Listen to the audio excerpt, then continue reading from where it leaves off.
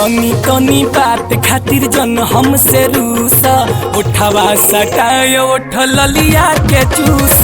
तनी तनी बात खातिर जन हमसे रूस उठवा सटाय उठ ललिया के चूस। आओ पीलो जवानी के जूस राजा जी, आओ पीलो जवानी के जूस राजा जी। मन हो जाई तहरो, मन हो जाई तहरो तो खुश राजा जी। मन हो जाई तहरो तो खुश राजा जी। मन हो जाई तहरो।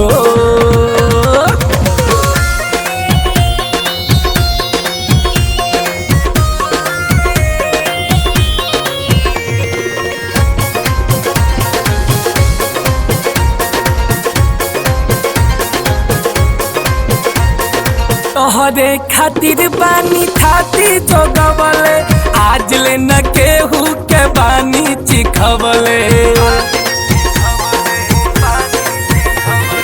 तोहरे खातिर बानी खाती जोगवले, आज ले न केहू के बानी चिखवले।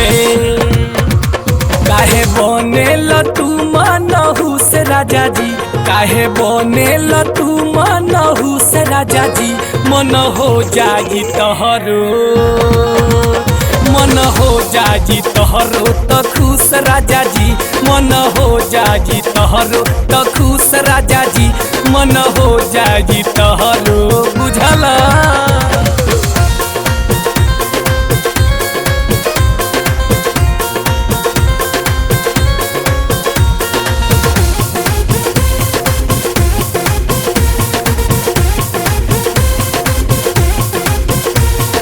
सजी सवार के बानी तैयार हो, खोजी ले करे के कर तू प्यार हो।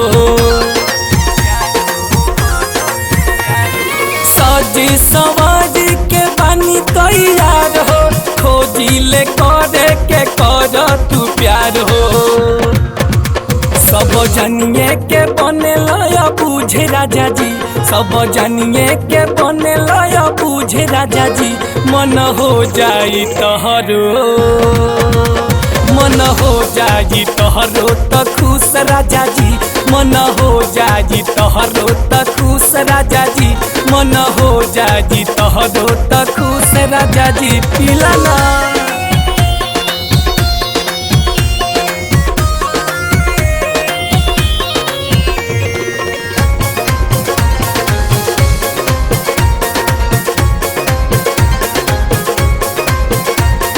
पिया धर्मेंद्र करावेला निहोरा, सूते के मन करे तहरा हो कोरा।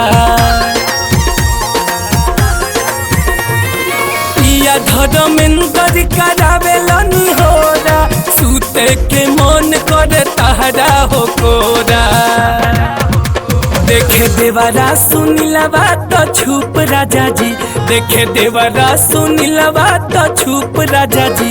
मन हो जाई तहरो, मन हो जाई तहरो तो खुश राजा जी। मन हो जाई तहरो तो खुश राजा जी।